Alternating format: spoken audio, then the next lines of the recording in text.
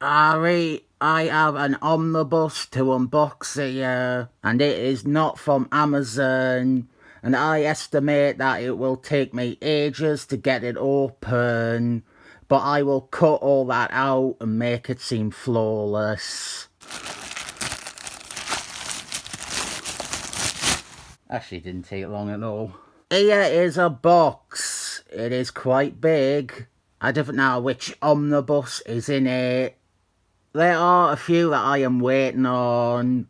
The 89 Andy book update, Thunderballs Volume 3, New Warriors Volume 2, Invaders, Knights of Penzance, maybe another one or two that I have forgotten about. I think this one will be a Hulk one.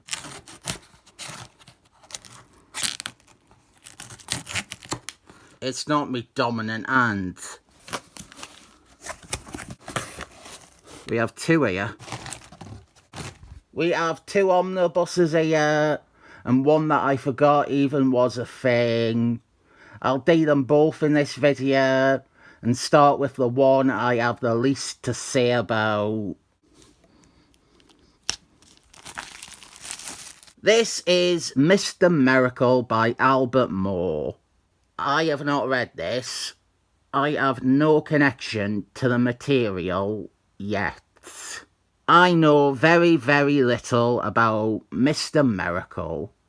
I do know that he was originally called Mr. Marvel, and that he was nothing but a rip-off of Captain Marbles. The real one, Biffy Baston. Albert Moore used this character and property to explore some stuff that likely would have been unviable to explore at the time with major superhero characters. This collects all of Albert Moore's Mr. Miracle and some other bits and bobs. And thankfully, not any of Nigel Sandman's Mr. Miracle, which he still hasn't finished 40 years later. This isn't the main cover. Nearly forgot to mention that. This is one of 3 covers available, and this is the Kevin Newland variant. Let's remove the dust jacket. There's a portrait underneath. They passive-aggressively do not credit Albert Moore. I know there is a lot more of a reason for this, but I see it simply as Marvel being pricks, rather than Albert Moore being a weird hermit man who doesn't want his name attached to things. DC have no problem crediting Albert Moore for Man-Thing or those Superman stories he did. Only Marvel make the effort to not credit him with this or Captain Britain. They are happy to credit convicted sex offenders, but not the hard wizard man who doesn't like them. One of the 2 things that I know about Mr. Miracle is that he says Kimota to transform into Captain Marbles, the rip-off one, Mr. Miracle. Kimota is atomic backwards, but with a K. And the other thing I know is that this isn't, or wasn't, a Marvel character.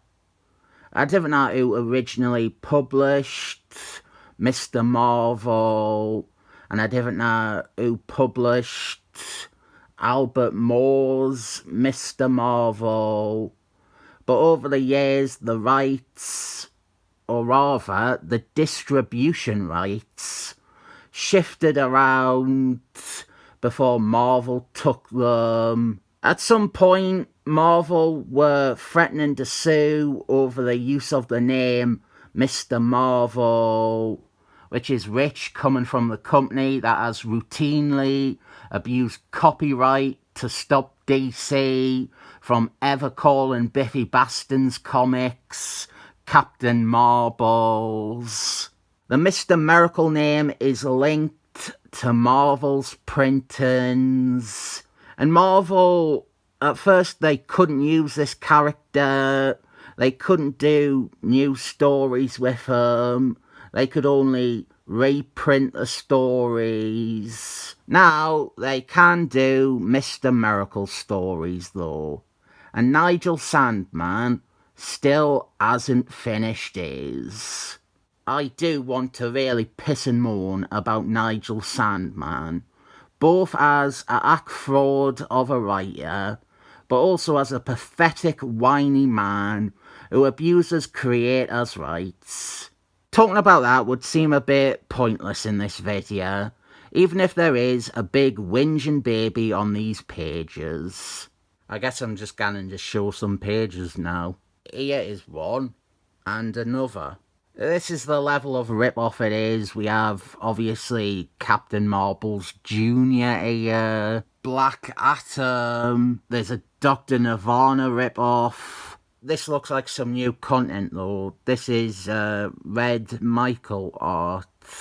Interesting thing about this omnibus is that over 50% of it is bonus material. Very thorough history on Mr. Marvel, some of those original Mr. Marvel stories, still with the original name, a lot of art bonuses. We have a lot, and I really, really mean a lot, of collections of original art, design work, original pages, an art process. If you love Mr. Miracle or Albert Moore's stories, this might appeal to you. As said, I have no connection to the comics yet, so this seems like a needless endeavour. I have always felt that stuff like this, art process or original pencils, it's mainly interesting when it is either a hugely well-known piece of art, or it is a page that went through a decent amount of development in the process. Just random pages of characters having conversations. It's not that insightful to see how the page was completed. I mean, sure, maybe have 2 or 3 pages like that as an example so that you can see how the art process went, but it is almost the case that we probably have most of the pages shown here. Like, this is the most comprehensive collection of original art I have ever seen in a collected edition. I've just skipped over so many pages of it. Definitely a well-compiled collection, although I think most of this stuff was already compiled before the omnibus, and they are just repurposing it all here. But like, what on earth am I meant to say about this here? Just for the sake of it, that is how much of this omnibus is stuff like that.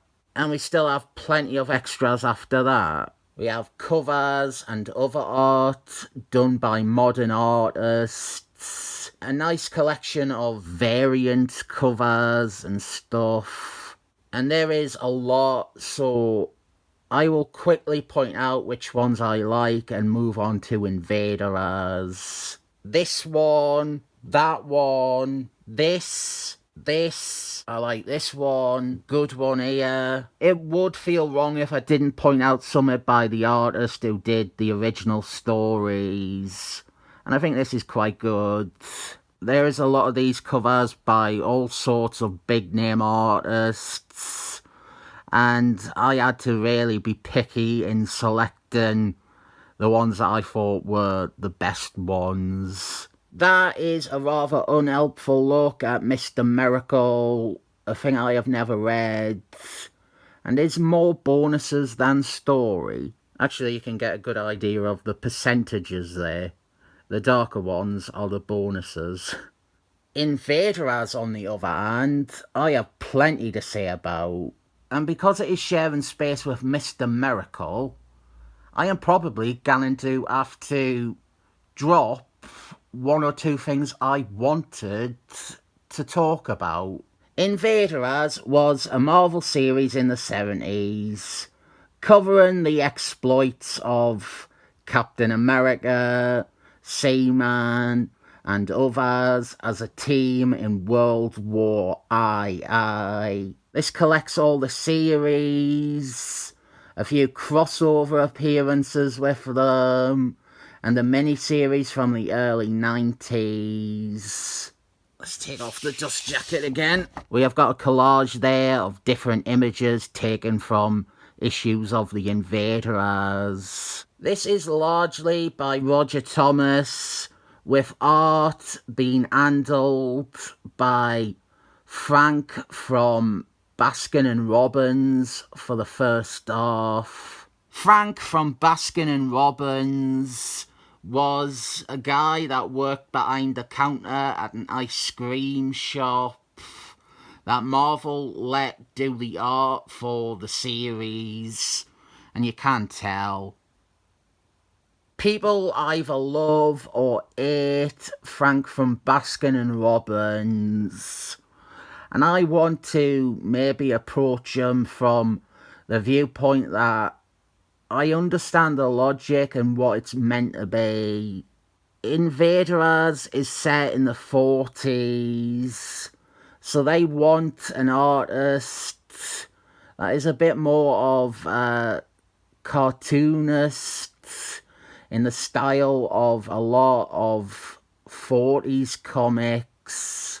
I think his art makes more sense in Invaders than it ever did having him follow John Buscema on Captain America. That is Sal Buscema's brother on Captain America. At the same time though, there's so many characters and so much going on in Invaders that Frank from Baskin and Robbins isn't really up to the task.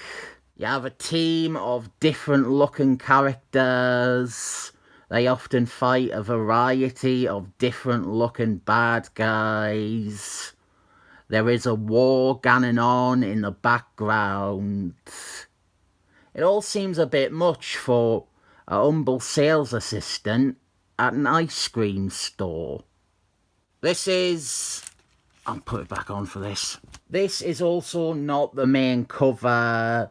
This is the Jill Kang cover. The cover to Invaders 21. I'm probably off by one again. I got this because I thought it was the best one, and because they didn't remove any swastikas from it. Not that I love swastikas, but I think replacing swastikas with nothing looks awkward. I didn't think they picked the best covers for Invaders. All three of their picks. Unlike Mr. Miracle, I do have a very big connection to the material. The first trade paperbacks I really got were the Invaders classic trades. These really hard ones. This is the same basic cover to the main cover for the Omnibus, but they replaced that swastika with just nothing. It's just a red circle. This Omnibus is acting as a replacement and improvement over those. There are a few issues included in here that are not in those trades, and I am thankful for that. But this was a series I read a long time ago. One of the first series I read all of even. And I have some nostalgia for it, but I feel nowadays I would mostly be quite critical of it. There is some great concepts and ideas in there, but writer Roger Thomas, much like on Stir Fry Squadron at DC, is just too beholden to Goldie Age continuity and Goldie Age publishing history and World War II history, and then making Nazis obsessed with Norse mythology, which is the first story here. Hitler gets some Norse gods to fight the invaders. When I read these all those years ago, I think I was like fucking 17 or something. The art didn't bother me, but I wasn't really making note of art or even the credits. It had Captain America in it, and that was mainly why I was reading it. There were two things that annoyed me. First is that Roger Thomas, as Germans say Max Schnell almost every issue. And we will come to the other thing, but this here, issue 3, this is the other cover that you can get with this omnibus. Personally, I would say this is a better cover than all 3 of the choices. One thing you'll see is that Roger Thomas keeps introducing other teams that were active during the war, and I am not as critical of that as some. I do admit some of the characters he dredges up from the Goldie Age were left in the Goldie Age for a reason. Some of this team, like Patriot Man, or we have Plastic Man here, they do benefit from much later revisions or stories. But some of the others, like Blue Diamond or fucking Jack Frost, are criminally unexciting. More exciting is some of the supervillains that this series creates, like Earthman, and we saw earlier Captain Nazi. I am going to have to start skipping a lot, and you can blame Mr. Miracle for that. But the cover that I got it because it was the best one, and I am a big Jack Staff fan. But if you're having a Jack Staff cover, it should have been this Jack Quimby one. It's great. I have talked about this story with Barry Blood a lot, so I won't repeat myself, because after that, we have the other thing that bothered me when I first read this series. There are a lot of reprints. Missed deadlines where an issue is replaced with a reprint, usually of a Goldie Age story. The problem is that they are basically random stories. They are reprinting them with no real intention behind the selection. It could have, and it would have, been great if they had this reprint here, and then some from it is relevant in the new stories. Like, maybe the bad guy returns or whatever. There's not really any point in reading an arbitrary Goldie Age comic bang on in the middle of issues of Invaders. With all the collections of this series, they reprint the reprint, and I feel like it would be better to skip it and just include the new content that makes up the framing sequence for completion's sake. I always, and still do, hate this stupid Bullet Bill bad guy. I am skipping a lot now, but I'll point out the Crusaders, because if I didn't, someone will mention them in the comments anyway. Fucking worthless characters. Dynamite Destroyer is the only one of them worth a damn. Right, I didn't see the point of this. They have included Avengers 71. This is notable as it is the first appearance of the team, but it is part 3 of a 3-part story, and the team aren't really that important in it. And that is why we have Invaders Annual 1, which covers, or rather retells, the events of Avengers 71 from the perspective of the Invaders. The lengths that Roger Thomas goes to with attempting to explain why, in that issue, Captain America had his original shield, or why Seaman is wearing different trunks, is absurd. But with this, you have no need for Avengers 71. There's no point to it. You've got the story from another perspective, the perspective relevant to the collection. Then we have issue 16. Love this cover. I think I have had it in a covers video before. We have the first appearance of the sexy Nazi woman. Sexy because she is a woman, not because she is a Nazi. Love this cover too. Jill Kang, issue 20. I was off by 1. During this period, the stories were half-length, with the second half of the issue being a reprint of a Goldie Age story. Thankfully and inconsistently, they have not reprinted those reprints. Huge skip of issues there. Here is 4. 4 becomes Hitler's friend. I always loved this two-parter with Thor and Hitler being mates. Just a fun action story where we get to see the Invaders fight Thor. I keep seeing some of the covers and thinking that they're super iconic. There is a reason for that. I really like this final story too. There's even some moondragoning going on with a sexy Asian woman. She moondragons the original Human Fire. Could this have been the first moondragoning I read? I feel like I wouldn't forget this if it was.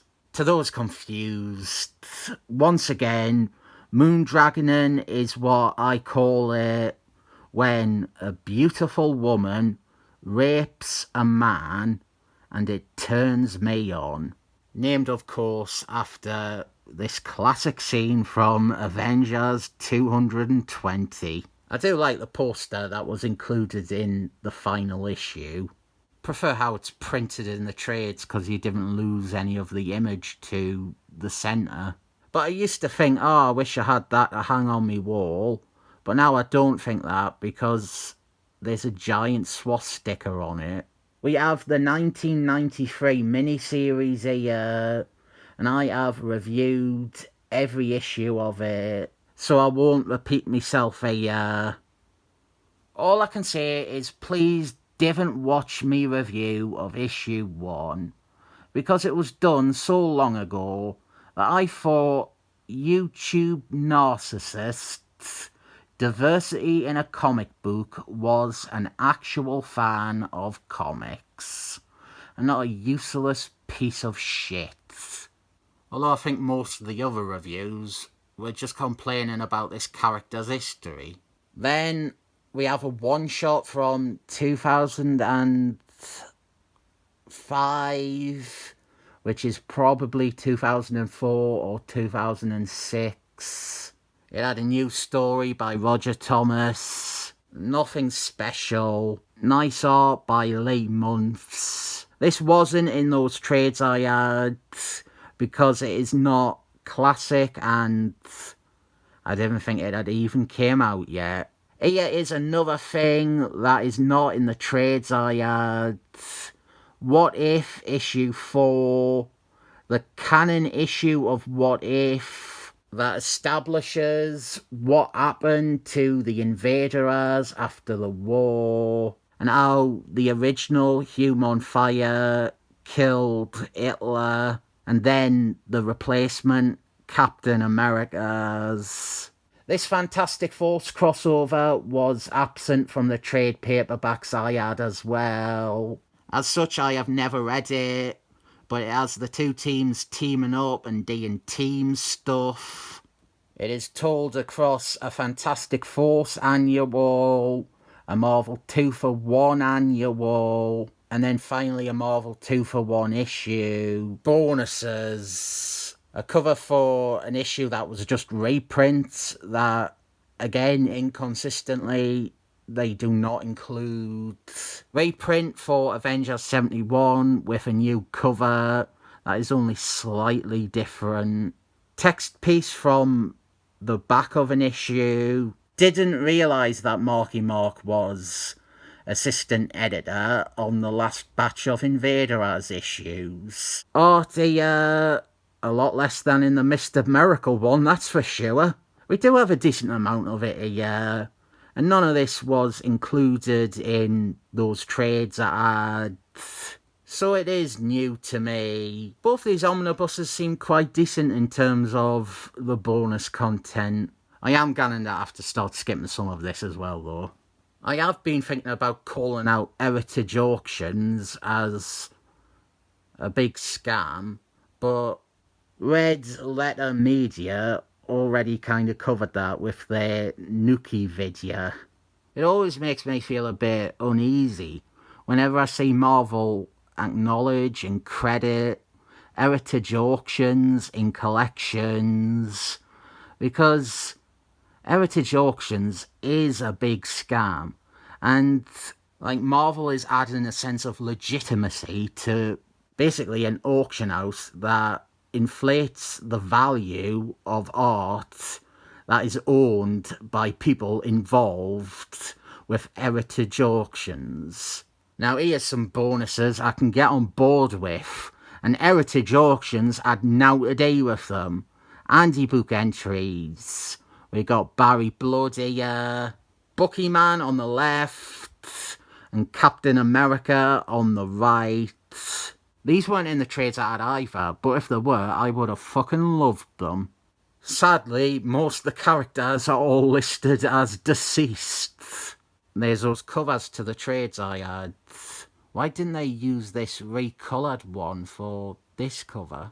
When I say that, it's not that I prefer the digital colouring at all. It's just that there are other touch-ups and considerations put into stuff like the composition and the layout to make it better balance with being the cover to a collection rather than the cover to a single issue. Either that made sense or it was just a bunch of words together.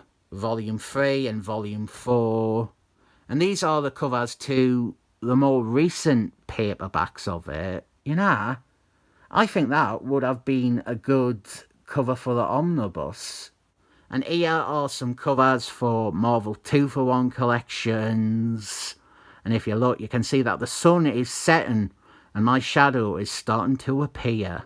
And finally, there is that, which was the cover to one of the reprints of Avengers 71. You can always tell when one of me videos has run long because the sun starts setting. That is all, folks. I didn't like that these came together. There is some stuff in Invaders I would have liked to look more at, but I didn't want a video to ever be like an hour long or something. Nobody watched the 1 hour long video I did, and for good reason. I will rate these omnibuses, and they have both got the art style spines. That definitely earns them 7 thumbs up.